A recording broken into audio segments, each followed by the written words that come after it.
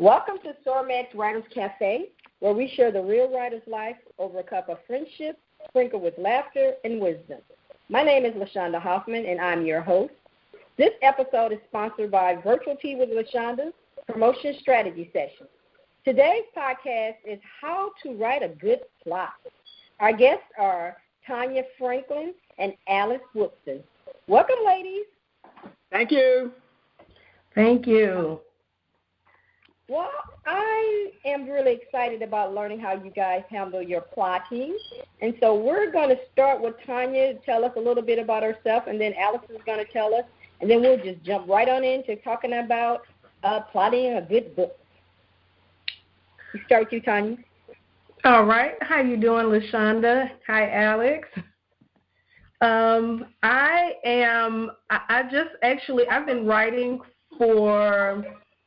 I've been writing ever since I've been 13, so I've been writing for maybe about 20 years, a little over 20 years. And but I recently decided to make the leap into actually becoming a published author about 3 years ago. And so I write Christian fiction, also business development books, and I just recently launched into devotionals as well. And I love writing. Writing is a part of my life. It's a part of just about everything that I do.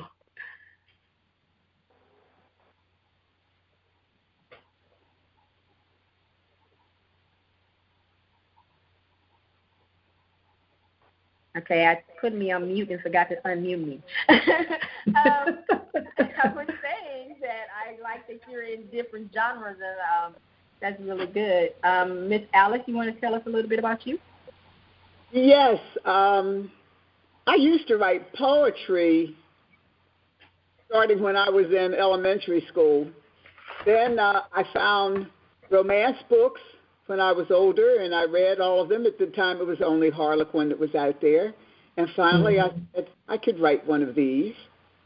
And so I was very fortunate with the first one, Snowbound with Love. It was published in 2001 with the first person I submitted it to. It was Arabesque, BET Books.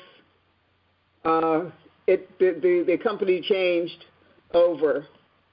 And just recently, now I have 13 books in print, and I'm concentrating on suspense so that 2 of my last 3 books are inspirational romantic suspense, Border Danger and Border Love, and they're set on the Texas-Mexican border out of Brownsville, Texas, and I considered sending copies to your president, but and the third book number 13 is What's in a Name, and that's also romantic suspense. And right now, an agent I've kind of changed over into historicals, at least for this one, and its Hand is Freedom. So I'm waiting for him to send it to a publisher so that can see daylight.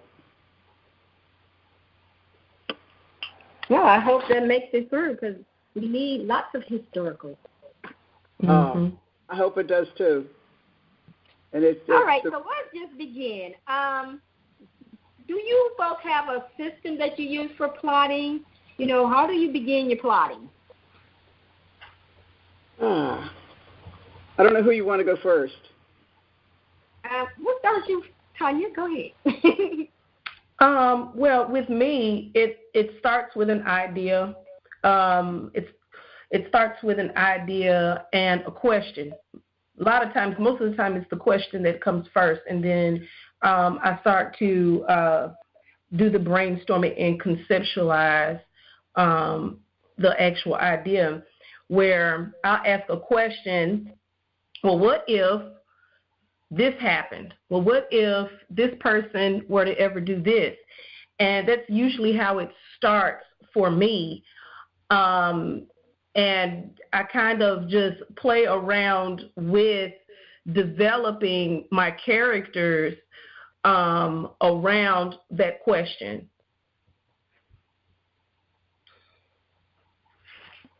What about you? I usually get my ideas from either story in the newspaper or an experience when I'm someplace. What's in the name? There was a story in the paper about Homeland Security had picked up a man because his name matched the name on the list. They hadn't done their homework, and it was the wrong man. The name match was the wrong man. So what's in the name is based on that premise. The government agency picks up a young man because of his name, and he's the wrong one. And my mind just goes, well, okay, what problems are going to come up? And it's going to be romance, so it's going to have a happy ending. But you've got to put them through some stuff to get them there. Right. And with that one, they don't get any answers from him because he's the wrong one. They move him, and they are attacked and killed by a terrorist group, and that's when the main characters are assigned to rescue him. But I don't work from an outline or a plan or one of those seat of the pants. I just start the story. Once I get the beginning of the story, then it's almost like I'm sitting down and watching a movie, watching the story unfold. So I deal with a lot of, visual.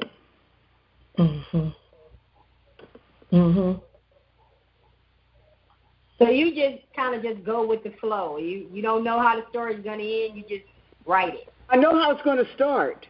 And I know how it's going to end, but it's the middle. And you have to keep doing, well, what if this happens, or what kind of problem? Because you can't have it easygoing and safe because that's boring. So you've got to throw some obstacles in the way. So what tips would you offer someone who's just getting started with plotting? What should they do first? If they have a story in mind, write that first paragraph. But you have to think about your character. What problems will your character have to face?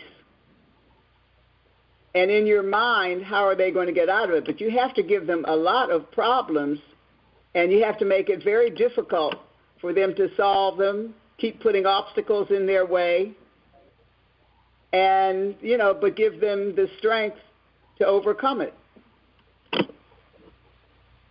I agree. Another thing that I would add is that this is something that I usually do with my books, is that I try to have a purpose for each book. I usually ask myself the question, what is it that my intention is for the book to do? So I would suggest that you have a purpose for the book, and in that purpose, that's how you're going to develop the characters. That's how you're going to develop the challenges that come along, because certain particular challenges usually have certain particular outcomes. So that's, and I agree wholeheartedly with what Alex was saying about not just having just one problem and making it easy for them. You want to have, you want to make it complicated. Yeah. So that when the outcome happens at the end, you get that relief, that sense of relief that I've gone through this entire book, and now I've gotten the reward of finding out what happens to them in the end.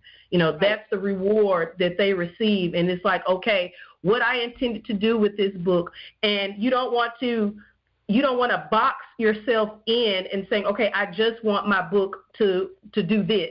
Because you want to allow the readers the opportunity to connect with the characters in the book, to connect with the struggles, the situations in the book, and then they add more on to what you intended.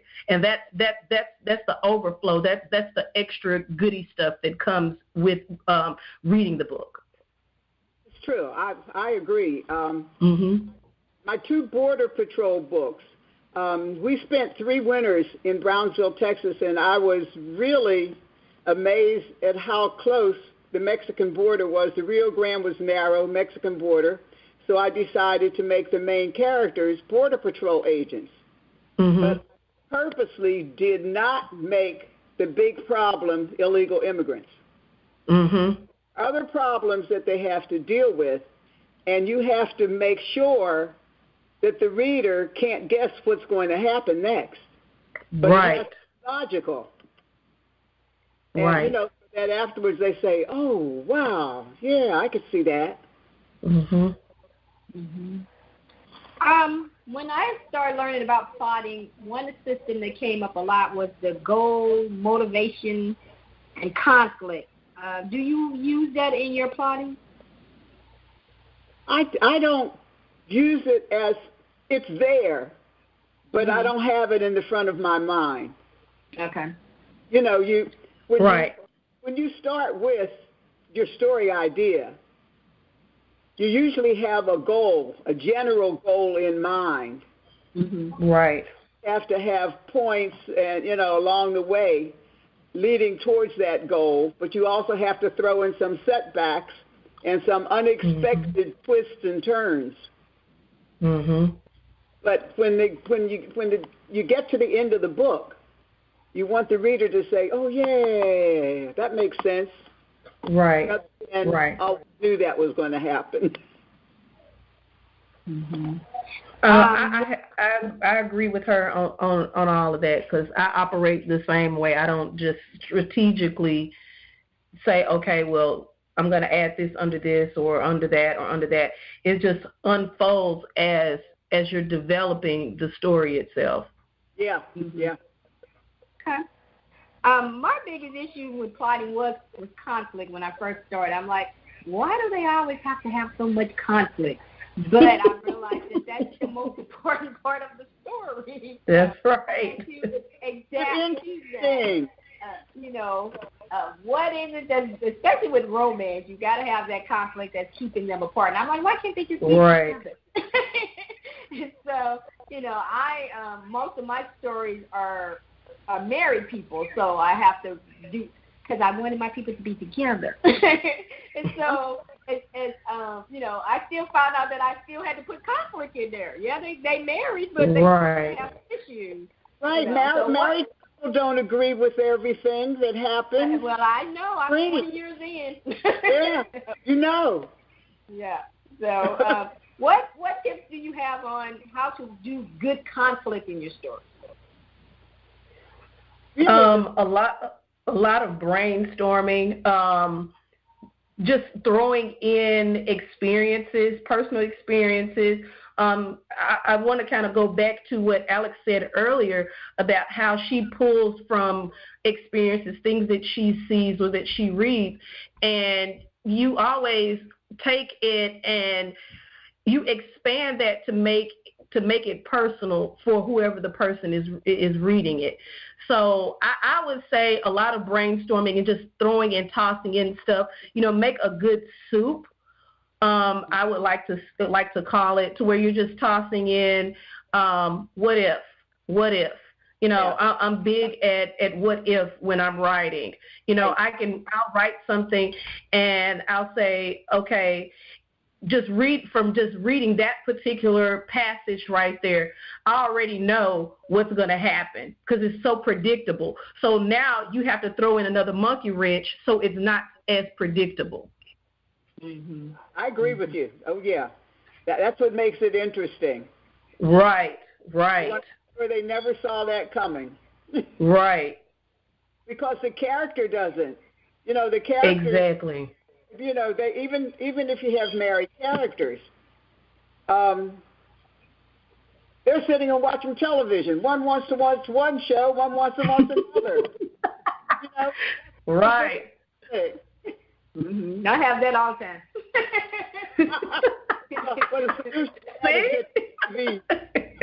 So somebody got to leave the room, or you got to compromise. Go to the other television and the other. Exactly.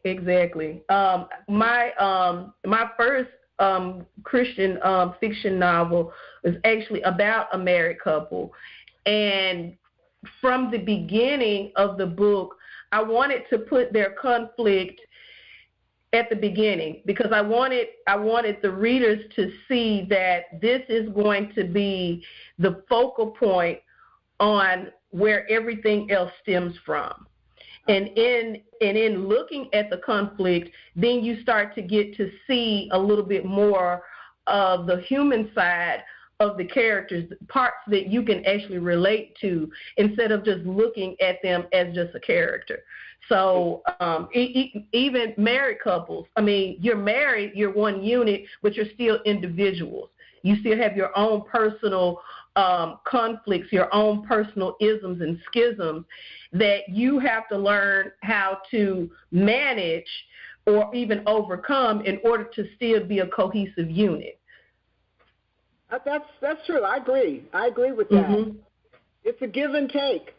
Yes, indeed. Yes, indeed. You have to be mature, and you're not going to win every argument or every disagreement. Right. But that doesn't mean you love less. Right. You're still a person.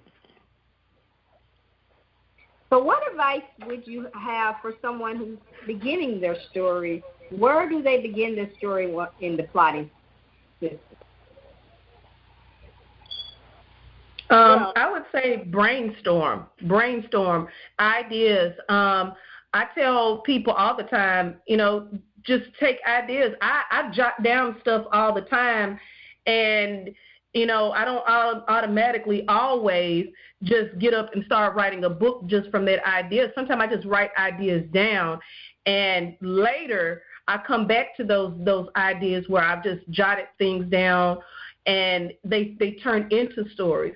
So I would say that the first thing is just to get your ideas out on paper. They don't necessarily have to make a whole lot of sense right then, but just get your ideas out on paper. I agree with that. If somebody comes up and says, and usually they do, I'm thinking about writing a story, or I want to write a story, then, one of the things I say to them is, do you have a pencil and paper, or do you have a computer? What's stopping you? But you could also say, okay, what is your story going to be about? Who's it about? What problems are they going to have? Right. Why is their story important, even if only to them? Yes. Brainstorming to make them think about it before they even put anything down. And like you said, when they get an idea, they should jot it down.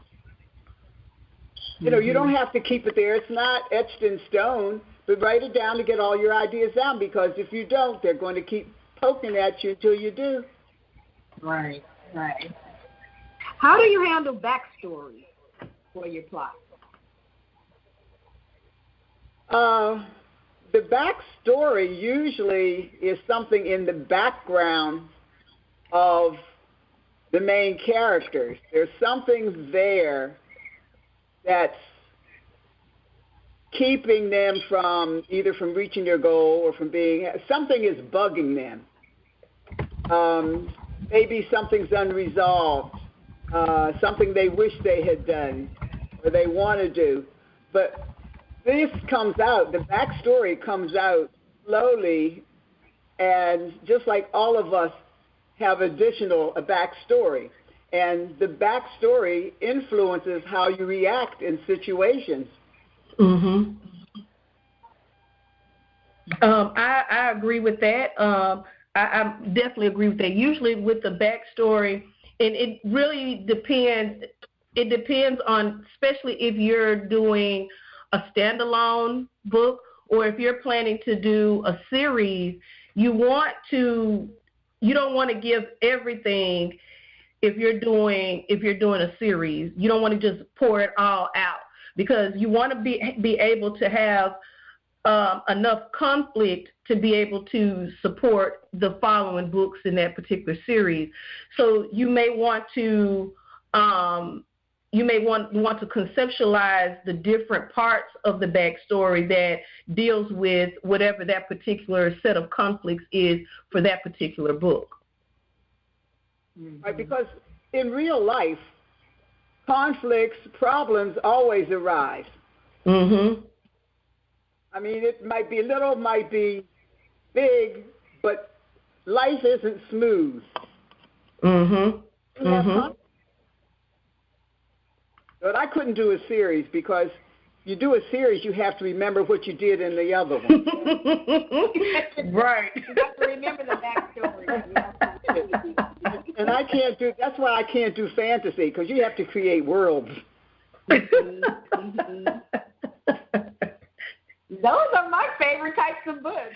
I like to read them too, but I couldn't write one. I love connecting stories. I just love them. And if I find out I'm in the middle of one, then I got to go all the way to number one so I can make sure I get everybody's story. So I love those type of books. Ooh, but they're too difficult. I don't think I could write them.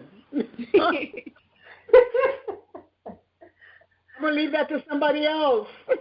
And somebody else. Somebody else can write it so I can read it. Do you think that a story should start with action or slowly start? I think it should start with an action.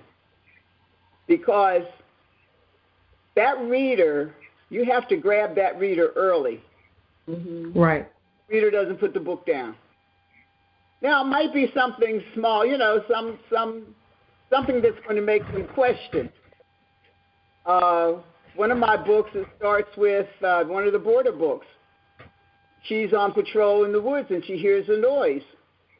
And she knows they're making a lot of noise, and usually illegals are not making that much noise. They're much quieter than that. So she gets behind a tree so she could see, who's coming. Usually they come in groups. And you don't know what they're coming over for. Maybe they're just trying to escape the poverty at home, or maybe they have other reasons for coming. But the opening, she's behind the tree waiting to see who comes out of the brush. I agree. Most of my books I write with the action first. Yeah. But as a reader, there have been some books where the action was not necessarily at the beginning, but they had enough where they dripped along to where it held my attention enough to make me want to read to get to the action. So I think it really depends on actually the dynamics of the character and as well as the story on where it's going. But for me personally, I start 90% of my books with the action first. And it's for the exact same reason that you said, to grab them early so that the adrenaline is pushing them to keep reading to the end. Right. Now, it doesn't really have to be, big action in what's in the name. He's in the library. He's a geek. He's a genius, and he's a geek, and he's in the library. But before you get to the end of the chapter, and, the librarian says, okay, it's time to stop. And before you get to the end of the chapter, you find out somebody's watching through the window from outside. Right. They're watching him, but neither he nor the librarian are aware of it. Right. Yeah, I think you have to keep our attention that we want to go on to the next page. Absolutely. Right. And I've been listening to like 3 different books, and I, as a matter of fact, the one book I just returned back to the library, I was like, I'm on the 6th chapter, and I still haven't figured out. I'm not even that interested in this book. So, and it was, I kept waiting on it to get better. Sometimes but you want to find out what's going to happen, right? Yeah, sometimes it builds up. And I don't have a problem with that. Sometimes if you can give me the first 3 chapters, and I'm, once I get to chapter 6 and I'm still trying to figure out, well, when is it going to get better? And I'm like, I'm wasting my time, and I move on to the next book. And so I do believe that it doesn't have to be a lot of action, but it has to be enough to intrigue me to go, ooh, what's going to happen next? Who are these people? What are they doing? And I think sometimes, like this last book, they just was talking, and it was supposed to have been a play on Pride and Prejudice in the modern day. And I've read Pride and Prejudice, and so I was like, oh, okay, I would be kind of interested to see it in the modern day. And I don't think the guy read the book myself. I think he read Pride and Prejudice so he could talk about it. Because I'm like, dude, Pride and Prejudice was not boring. You know, right. It had some stuff going on with it. Even if it's an old book, a classic, it still kept your interest. And I was like, right. This, I think he was trying to write Regency in the modern day, and I was like, that's not happening. So I sent that back to the library. So, see, that's another thing. And you probably did the same thing. I give a book more time, more of a chance than I would if I wasn't an author, because I know how difficult it is to write. Yeah. But you do reach that point where you think of all of the other books that are out there, and why am I wasting my time on this when it looks like nothing's happening?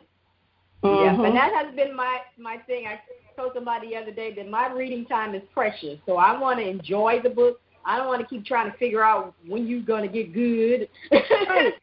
Hey. You know, I read a classic book, I won't say the name, and people kept talking about how great it was.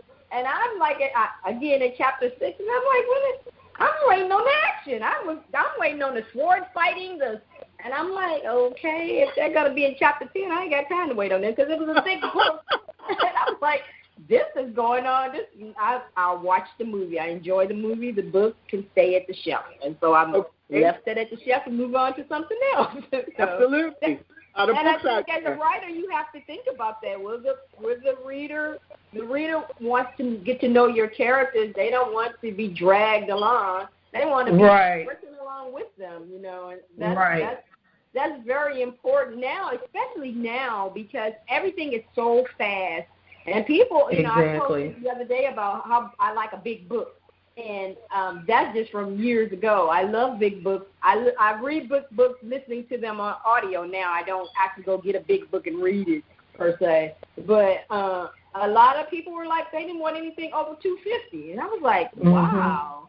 You know, are many people writing 250-page books? You know, most of the writers I know is at least 350, you know. So, and people want fast. They want these little one of my my authors I always plug her, Tisa Irving. She writes short books. They're not novellas. They're just short books. And her readers, I think she's at number 5 now. It's a series, and her readers, that's what they want. They don't want longer books, you know. And so you definitely have to pay attention to what's happening in the world right now, especially if you're trying to sell to a publisher. What do they want? How long is it? You know, you've got this great plot, and it's going for 1,000 pages. Nobody's going to read that. So, that's right. You have to be up to date even when you're plotting, thinking about the page count. You know, I think a lot of people don't talk about that, but if you want to, you know, how long you want this book to be, you know, that's part of the plotting system. Mm-hmm. All right, I am going to take a little break right now, and then we'll get back to this is good stuff about planning. We're going to take a break for our sponsor. This episode's sponsor is Virtual Tea with LaShaunda, promotion strategy session. Are you frustrated by your promotion? It's time for a virtual tea session with LaShaunda. Inside this session, we discuss your promotion struggles and how to start a promotion plan. I offer you tips on how to be consistent with your promotion, how to find readers, how to use social media in your promotion plan, and tools to improve your promotion so you can become the social butterfly you're meant to be. Check the show notes for the link so you can schedule your virtual tea promotion strategy session and get on track to being a social butterfly. Welcome back to SORMAG's Writers Cafe. Today we're discussing how to write a good plot, and our guests are Tonya Franklin and Alice Wootson, and these ladies have been sharing some great tips on plotting your story. I have a question for you about brainstorming. One of the things that I have a writers group that I started here, and we started doing little retreats and brainstorming retreats. So I just wonder, do you go on retreats for your brainstorming, or do you just take a day and just brainstorm about your book? I don't do either. It kind of stays on my mind. so that from time to time, something will come up. But, at the beginning, your characters, your main characters have to have a goal. But you have to put things in there that are keeping them from reaching their goal. And those are your little subplots and your little twists and turns. But I don't really take time to sit and brainstorm. Sometimes when I reach halfway, they call that the sagging middle. Mm-hmm. And you try to think, okay, what could happen next? And you try to think of 10, 20 things that could happen next. Well, why couldn't this one happen, or why couldn't that one, and you don't pick the first one you think of. Right. And then you go on. But once I get the idea, I've got to start writing. I've got to I'm the same way.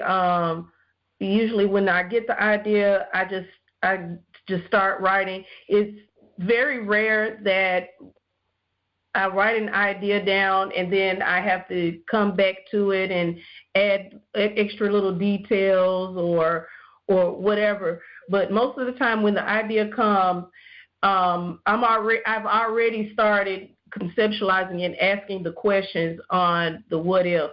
Already started shaping the character, already pretty much have in my mind how I want the character to, them physically with the how they look in my mind and how I want that to be portrayed. So I don't do a lot of just where I'm just sitting down and just writing down a whole lot of stuff. It's, once I get that idea, then the story just begins to unfold. Yeah. That's the way it is with me. Mm-hmm. I've got to get that story down. I can't be bothered with these little sub things. I have to get it moving. Yeah. Well, you mentioned my next question was saggy middle. What tips would you offer for somebody with how to improve their saggy middle? How to improve them. Well, first you have to get the story down. You have to have the story in your head. Some people don't start writing because they want to be perfect when they start writing. Right. And you're going to make a mistake, and you're going to have to come back, and you're going to have to revise it. Basically, what you have is probably general enough, so you might just have to make like little minor changes in it. But you have to, once you have that story in mind, once you have a character in mind, you usually know that character's story. Mm-hmm. Mm-hmm. And if romance, then it has to be two characters, and you kind of know their story. And to make it interesting, you come up with what's going to keep them from getting together. Right. I agree. A lot of times for me, when I encounter that, I usually just go back to the first chapter and refamiliarize myself with the characters. That usually helps me to be able to, give the middle part the lift that it needs and to be able to carry it on through. Okay. Yeah. Yeah, I can see that. Mm-hmm. That's good. I kind of do that too when I get kind of stuck. Then I go back and read over the story a little bit to see, maybe I'll get some more, like you say, brainstorm some more ideas and stuff. So that's good. That's good. Mm-hmm. One of my favorite parts about books is the secondary characters. Sometimes you can fall in love with some of the side friends. And so I have worded this question out the wrong way. Have you got any advice on how to write good secondary characters? Well, I had a problem with a secondary character in Aloha Love. She's a helicopter pilot. It's in Hawaii. But the main male character's brother was the mechanic for the airline. And whenever he came on the scene, he tried to take over the scene. And that was about, I never had that happen before. So finally, and anybody except an author would think I'm crazy, I promised him his own story. Uh-huh. Back off. Uh-huh. And actually, I have 6 chapters of his story. I reloaded. Sometimes they do that to you. They say, "I want my own story." What you right? Yeah. Yep. And I think sometimes like you say, when they take over the story, then you'll hear from your readers that go, "What happened to him? Did you know what? Yep. One of my readers did say, "What's up with him? He tried to take over whenever he was there."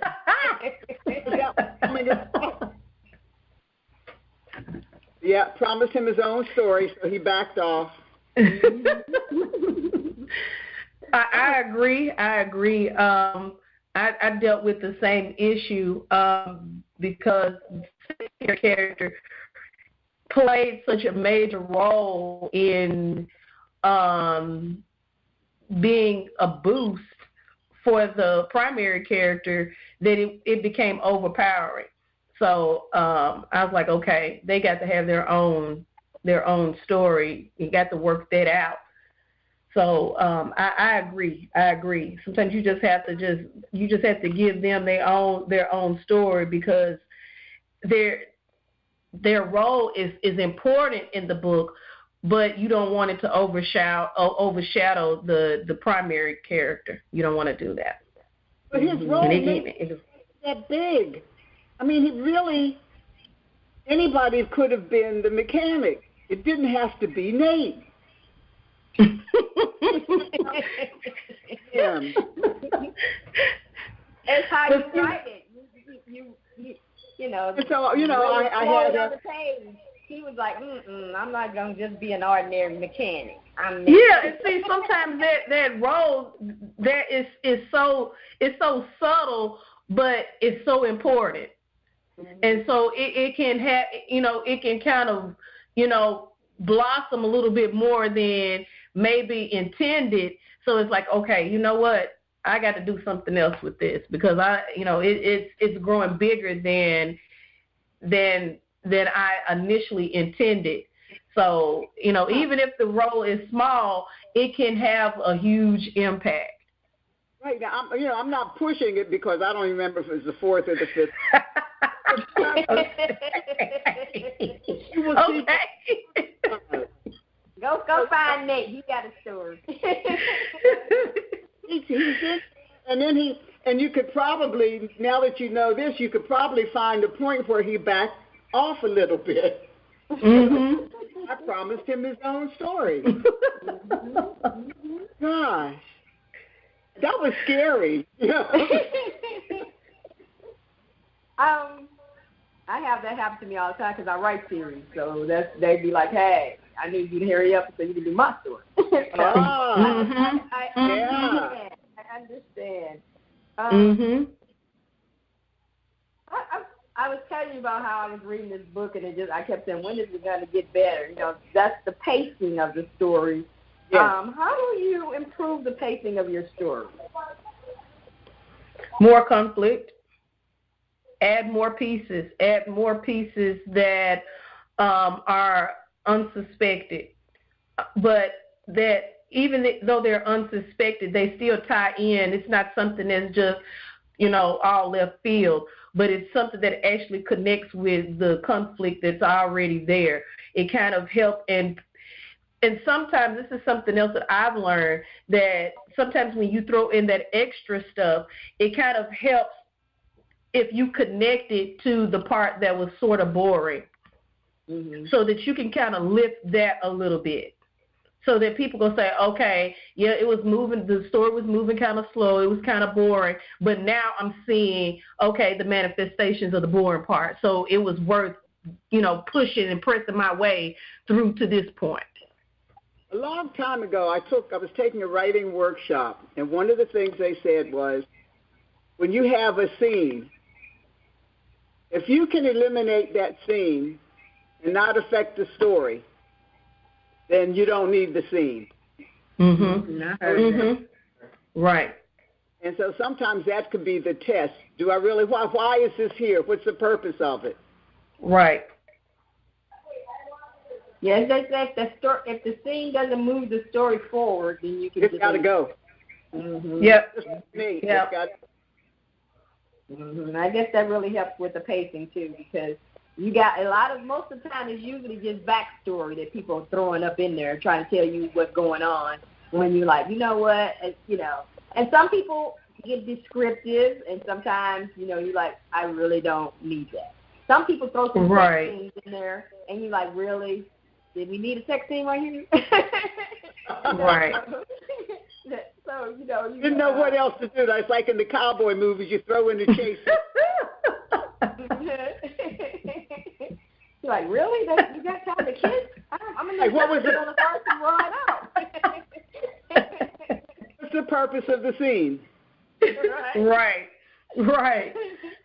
I agree. You need to kiss at this point right now. It's not. Keep it moving. Oh, wow, that was a good one. How do you improve a weak plot? You hear that a lot and stuff. The story is okay, but the plot was weak. How do you improve a weak plot? I don't know. Sometimes you go ahead, Al. I say you have to have some subplots, but you need a strong plot to begin with, because that's the point where they're going to put the book down, right? Because the plot's not holding them. So you just over with another book. That's what you do. Right. I was gonna pretty much say that you just have to just scrap that and start over, because without that, you really don't have, the foundation to carry the book. So, yeah. Now, maybe part of that can be used for a subplot. You might find something else in there. Right. You have to have a really strong plot. Right. All right, so what do you think makes a good book ending? A good book ending? I'll say this. When I read a book, I want it to be complete. I know sometimes I love book series, and so I know that I'm going to go to the next series. Like I use Harry Potter as an example. Harry Potter always concluded that story, and then they left you with a little bit to say, okay, then what's going to happen in the next book? I don't want people to. This last book that I read, it didn't end the story, and have to end the story. I was kind of upset about that, but when I read her, she said it was a book 2, so I was like, okay, because you ain't finished, you didn't close out everybody. You didn't close out anybody in the story. And, you could still end the story. It's kind of cheating if you don't end it. Yeah, and she didn't end it at all. She left it was a big, what they call a cliffhanger for everybody. She didn't end nothing, and I was like, wow. And I thought I was going to see a lot more complaints about that, but they didn't complain. I went to read reviews. Nobody complained about it. But, most books you have to finish it, and then you can add some little stuff to make me want to come to book 2. But I think you need to have some closure, and I had no closure. I was like, well, what happened to so-and-so, and what happened to, and did they get together? What the? Right. And how long do I have to wait for the next book when it's not even written? That's another year. Right. I agree with that. And also, when you're looking at what the centerpiece of the conflict is, you want to make sure you close that out if you don't close anything else out, because that just leaves people kind of like in a lurch, like, what the heck happened, So you don't want to leave people, even if you're doing a series, you still want to leave. You want to make sure that you close out the centerpiece of that conflict. Even if you have several pieces of the conflict, the meat part of it, you want to make sure you close that out. Even if you leave other doors slightly cracked open, you want to make sure you close that main door so that people can say, okay, I see where this, I feel complete in understanding the story and understanding the character. And even though there are some other things that's got the question marks, okay, I'm still satisfied. I can say I'm satisfied with this book, satisfied with this character, and whatever. But just to leave everything wide open, that's I don't know. I don't even know how to describe that. I don't want to read you anymore. I'm glad you said that because I'm listening to you talk about the big conflict, and okay, she did close the big conflict. I think she didn't close the characters, what was going on with the characters, but they did have one main thing that they were doing through the whole book. So she did finish that. So you're right. So I can't be mad at her because she did close that out. She just left me hanging with the people. I was like, what happened to him? Did he die? I didn't know what happened to the brother. So that's okay, too much. That's good. I'm glad you said that because I would have been up here going, oh, that was so wrong. This conflict is completed. Because they went through a journey and they had to complete the journey and they did finish the journey. So yes, that's good. That's good to know. That's why nobody didn't complain because they felt that the journey was. We got to the end of that. So yes, good. I like that. Did you have? Well, I'm glad that helped out right there. It did. I was going through it in my hand. I was like, oh, she's right. They did finish that. It had a big fight in there. So yeah. But I'm gonna read book 2 anyway because the book was just good. So yeah. All right, Miss Ellen, did you have anything you want to say? No, except this has been a very pleasant experience. Thank you. I've enjoyed it. I've learned a lot. I'm plotting and trying to brainstorm stuff. So this was help. And Tonya just put me over the top on that because I was like, I was really in my feelings about that book. Like, I do. I was like that for a couple of days. I was like, I'm done. Oh my. I'm finished. I need 2 or 3 more chapters. You really helped me get some closure with that book. I'm glad. I was almost tempted to write the author. I was like, oh my. But I'm glad I did. I just know I don't want to be that reader. I have to get back to Nate. You just got to finish next story. I know. See, I've got 3 other books that are finished. But Nate, Nate, time to time, he'll nudge me. And if I don't watch out, he'll up in one of these other books where he doesn't belong. Somebody need to get their car fixed. They're going to come to Nate. Well, he's already moved to Philadelphia. And he's in the hood. He's at the Willow Grove Air Base. But they're going to run into trouble. So Nate's bugging me again. Nate want his story finished. Don't be playing him. I show up at my door. Ladies, how do we get in touch with you online or offline? Tell us a little bit. Me? AGW writer at email.com. So you have 2 W's there together. AGW writer at email.com. And my website is being revamped, so. Okay. Are you on social media or anything? I'm on Facebook. Okay. All right. Find her and on I'm Facebook. Reluctantly on Twitter. Reluctantly. Time for that. Yeah, people. I found like 4 or 5 different books from Twitter, so don't discount Twitter. Put your book on there. It's all this stuff takes away from your writing time. Yeah. But I know it's necessary. But I am on Facebook. Okay. Yes. What about you, Miss Tonya? You can reach me at booksbytonya@gmail.com. I am also on Facebook, author Tonya Franklin, and I'm also on Instagram, Books by Tonya, and my website is tonyadfranklin.com. You're just showing off, Tonya. Tonya, spell your name, please.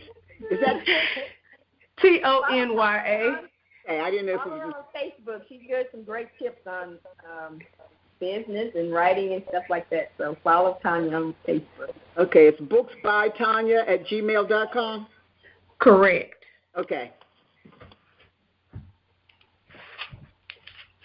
I send Nate to bug you. Okay. Send him. All right, I would like to thank our sponsor for this episode, Virtual Tea with LaShaunda, Promotion Strategy Section. Check the link in the show notes to order your promotion strategy section. I want to thank our guests for being a part of the SORMAG Writer Cafe. I enjoyed sharing a cup of tea with you today. I want to thank you, our listeners, for taking time to listen to the podcast. I have 3 requests for you. 1, subscribe to the platform you're listening to so you don't miss an episode. Please feel free to write a review and let me know what you think of the episode, and share this podcast with your community. There's somebody out there who needs a little help with their plotting. If you have a topic you want us to discuss on the cafe or would like to be a sponsor on an episode, send to onesormag@gmail.com. This is LaShaunda Hoffman, and I will see you on the next.